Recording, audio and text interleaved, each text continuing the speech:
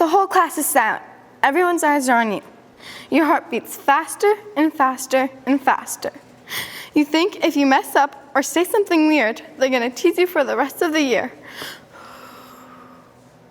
Then it happens. You stumble over your words, panic takes over. You try to recover, then you run out of the classroom, convinced everyone's thinking she's the weird one. This panic kicks in every time I stand up in public and speak. So when I stand up and here in front of all of you today, I hope you understand that thoughts are running through my head. My chest tightens and every mistake feels huge.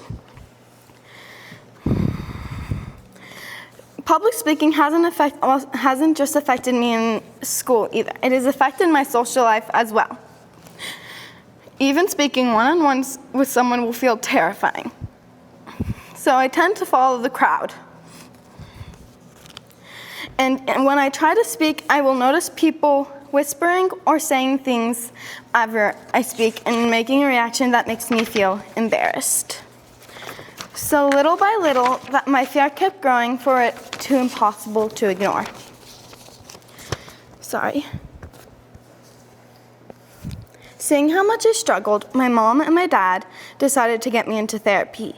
My therapist recommended for me to go into theater to come over my fears. At first, it sounded really scary. Theater has given me a chance to express myself without feeling like everyone's eyes are judging me. Now I have been in 15 productions.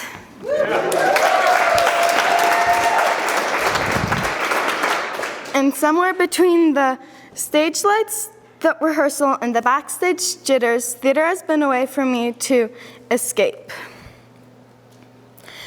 It's given me a place to stop worrying about people judging me and finally feel free to express myself. And if being myself felt too hard, I could become someone completely different. Theater has given me friends, inside jokes, and memories I will never forget.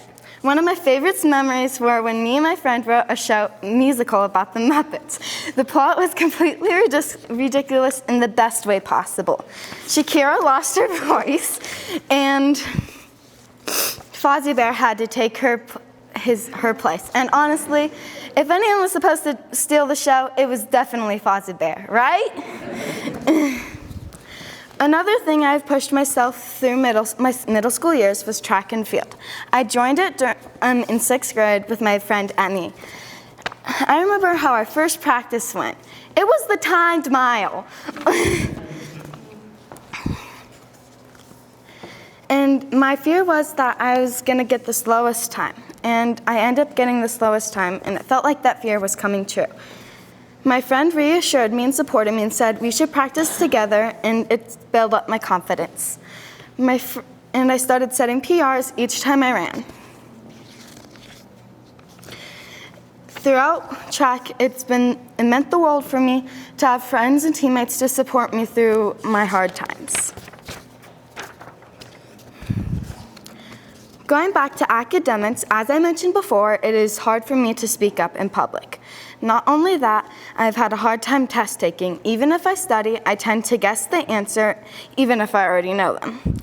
Some tools that have helped me are having a support person reading out the question and me taking it in a quiet room all by myself.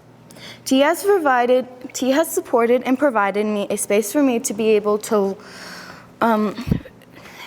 improve in these areas. I am happy that my test-taking skills have improved, even if I still need to grow. I see myself becoming more confident each time I take a test. Confidence is the willingness to try. These memories and tools will stick with me throughout high school. I know that I still get throughout high school. I know I will still get nervous. I know I still have a lot of fears to overcome. But I feel like speaking in front of all to you today is proof that I'm trying my hardest and maybe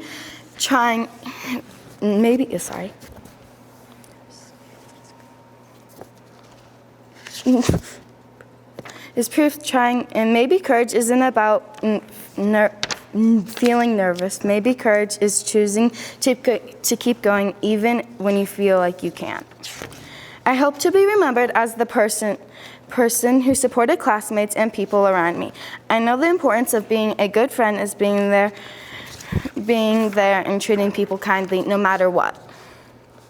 Throughout their highs and lows, friendship and courage go together. Having support, friends, empowers you to face life challenges. I will forever be grateful for the friends that I've made and the memories we've made over the years. I'm looking forward to bring my courage and perseverance to my next adventure. Thank you for the people who have helped me through my highs and lows throughout elementary and middle school. I will leave you with a quote from Ricky Rogers. Strength doesn't come from what you can do. It comes from overcoming the things you thought you couldn't. Thank you for your time. Any questions?